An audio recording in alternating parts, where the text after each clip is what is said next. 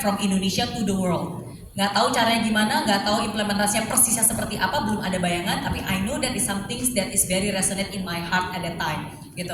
Nah, tapi ternyata during prosesnya kita semua tahu 2020, 2021, 2022 itu pandemi, and it was very very challenging, it was very very tough, gitu. Jadi justru di saat itulah saya merasa bahwa itu cara Tuhan untuk mengingatkan saya akan apa yang lebih penting lagi di dalam hidup saya. Sebagai seorang bisnis, setiap hari kita sibuk, dan ketika kita dipercayakan dengan lebih banyak hal lagi, dengan berkat-berkatnya dan tanggung jawab, pasti kita sebagai servantnya kita ingin memberikan yang terbaik, betul kan? Tapi dalam prosesnya seringkali kita lupa, dalam proses ingin memberikan yang terbaik, kadang-kadang kita mengatasnamakan itu. Ya Tuhan, saya kan lagi bikin ini, harusnya mengerti lah ya, saya nggak harus quality time, nggak harus doa dan seterusnya. Jadi sometimes logika-logika seperti itu yang membuat saya jadi melakukan hal yang kurang tepat. Nah, jadi during pandemi itu penting banget karena disitulah saya mulai untuk kembali lagi ke the source of my motivation, which is the source of my purpose. Ya, kalau kamu pengen tahu apa kata Tuhan, ya berarti kamu harus bisa familiar dengan kata-katanya. Caranya bisa familiar, ya berarti baca lagi firman Tuhan.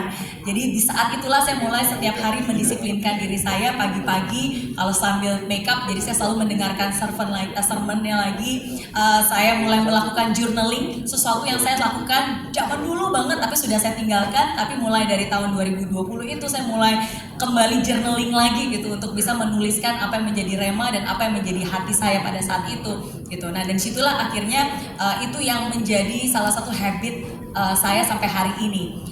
Dan kalau tadi saya bilang chapter hidup saya yang sekarang saya menyebutnya sebagai destiny. Kalau saya bisa kasih analogi, sama saja kalau kita berasal dari keluarga konglomerat yang kaya raya. Kita punya orang tua yang sangat kaya raya, punya berbagai macam bisnis gitu.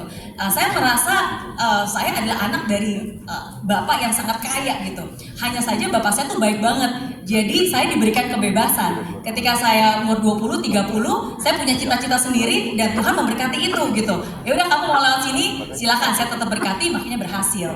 Nah, tapi ini bagaikan seorang anak yang sadar bahwa sesungguhnya bapaknya ini sudah punya rencana yang lebih besar, ingin melanjutkan grand rencananya dan menginvite kamu untuk bisa menjadi bagian dari rencana itu gitu. Jadi ya bayangkan sebuah kerajaan konglomerat yang akhirnya kalau kamu mau, sebenarnya saya sudah punya rencana nih, kamu di sini bantu saya gitu. Nah, jadi disitulah yang saya sekarang berusaha untuk lebih discernment, not to just have fulfillment dalam arti tadi bagian aktualisasi menurut apa yang saya bayangkan ini yang dia inginkan, tapi sungguh-sungguh benar-benar discernment dan siap sedia dimanapun saya ditempatkan, apapun dimana dia mau jalan kemana, ya semoga saya bisa menjadi alatnya yang selalu siap untuk melakukan perencanaan itu. Nah, jadi